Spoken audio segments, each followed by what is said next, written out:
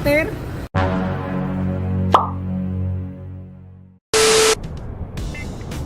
September 17, 2024, gabi. Susunduin ko sana si Mrs. sa kanlubang. Biglang may narinig akong parang sumingaw. Tapos, bigla ako naramdaman parang bumigat yung motor ko. Kaya naisip ko munang tumabi para i-check yung motor.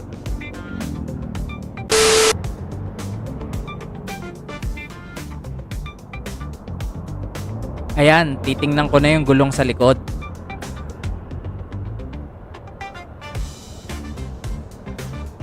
Naslat.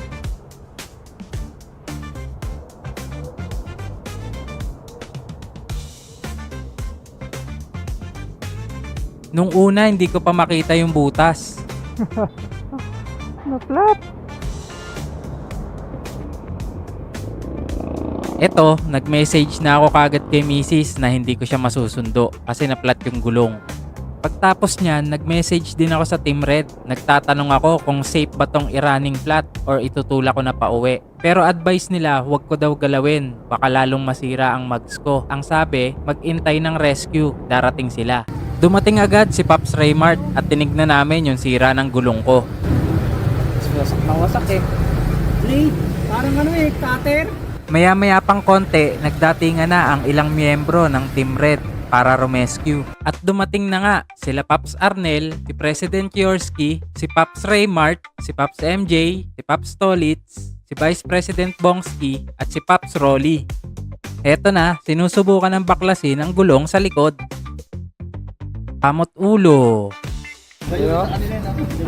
Ito na, natanggal na yung sumira ng gulong ko. Isipin mo, sa laki ng kalsada at sa liit ng bakal na to, nadaanan ko pa pag minamalas ka naman talaga. Sinamahan ako ni President Yorsky para makabili ng bagong gulong. Okay na, ina-assemble na ulit ni Pops Tolitz ang aking motor. Sige, pres. Okay na, uwian na. Naayos na ang aking motor. Muli, maraming salamat sa mga nag-rescue sa akin ng gabing yan. Solid, official Honda Click Team Red Laguna Chapter.